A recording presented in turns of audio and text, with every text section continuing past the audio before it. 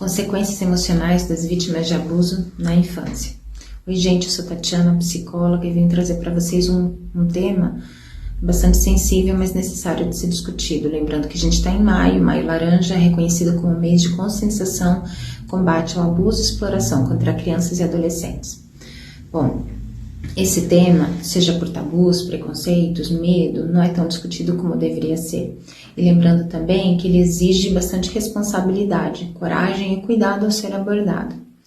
Ressaltar aqui que o vídeo pode despertar gatilhos, então se você é uma pessoa sensível a esse tema, eu peço que desconsidere o vídeo. Bom, essa triste realidade é vivenciada na nossa sociedade há muito tempo, não é de hoje. No entanto, ela é intensificada em cenários de guerra, desastres naturais, inclusive o que passamos há pouco na pandemia do Covid.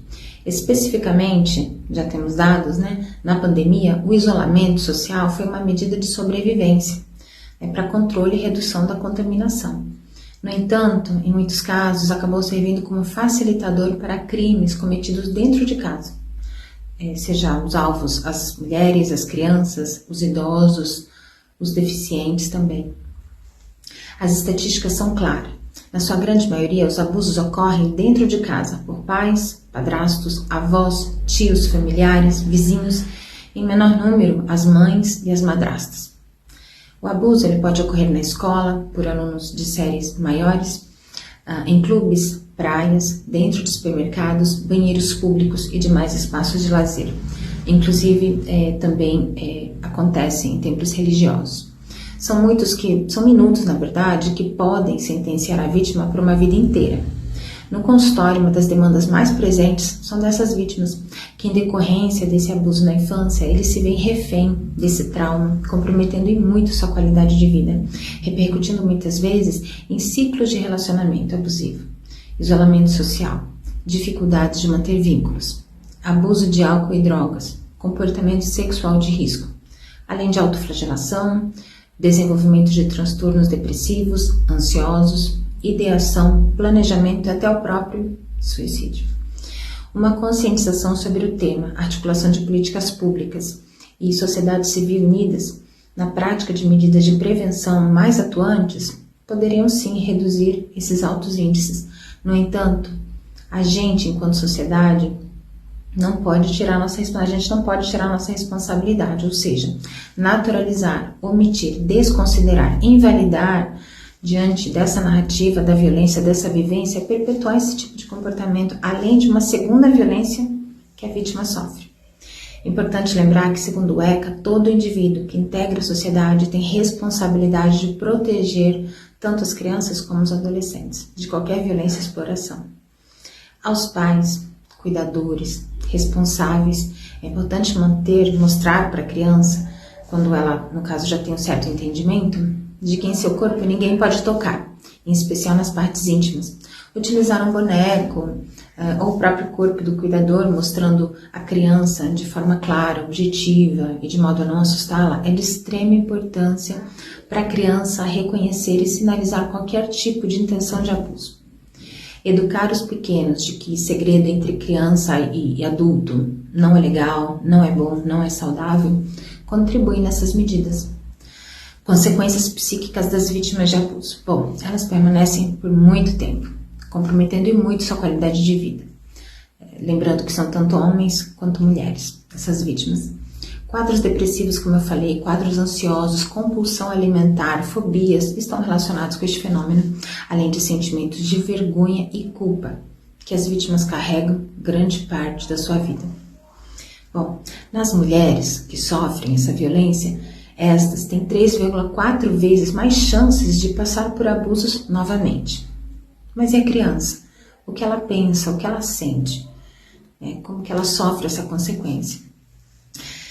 Ela tem sentimento profundo de medo e vergonha. Vale lembrar aqui que muitos desses abusos são realizados sob ameaça.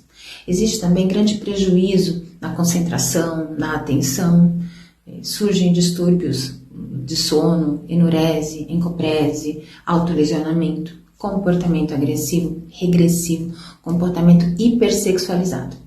A gente está falando aqui de prejuízos emocionais, sociais e cognitivos.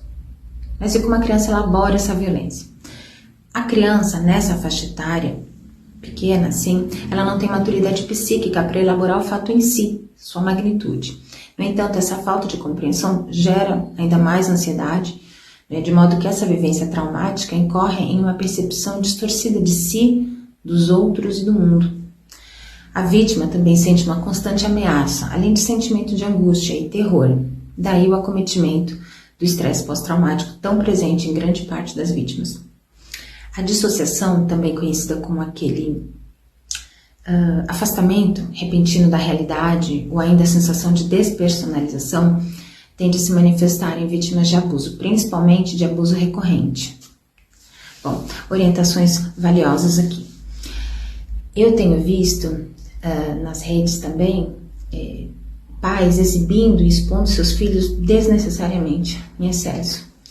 Bom, já em eventos sociais, eu vejo situações em que chegam a se forçar que seus filhos abracem, beijem, até sentem no colo de familiares, parentes e até de desconhecidos da criança. Bom, mesmo a criança sinalizando desconforto. Muitas vezes os filhos chegam a ser repreendidos pelos pais como uma punição, em sinal de malcriação. Isso não ajuda. Orientar que a criança dê um cumprimento, um aperto de mão, já é suficiente.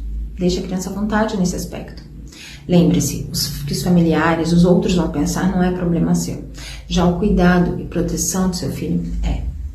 Deixar a criança dormir na casa do coleguinha, a tal da festa do pijama, devem ser discutidos com atenção e cuidado. E se houver essa cultura na família, é orientado que ocorra com crianças acima de 10 anos. E que o pai ou mãe vá até a casa da pessoa, se mostrando presente e participativo na criação do seu filho.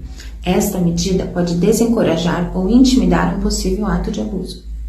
O mesmo serve para pais separados, que apesar de qualquer desavença que tenham, o cuidado, segurança e bem-estar da criança devem ser prioridade. Enfim, uma das medidas mais importantes e eficazes, que inclusive eu gosto de citar bastante em palestras, promover o diálogo, a conversa diária, respeitosa, franca, espontânea. Crie em casa, na sua rotina, um ambiente de escuta, de afeto. Isso cria uma confiança e segurança inabalável na criança. Esse vínculo, ele fortalece a autoestima da criança, gerando um sentimento de cuidado consigo mesmo, evitando possíveis situações de abuso. Essa narrativa ela é pautada não no alarmismo, mas na urgência de uma conscientização de cuidados, como medida preventiva, evitando assim tanto sofrimento na vida dessas pessoas.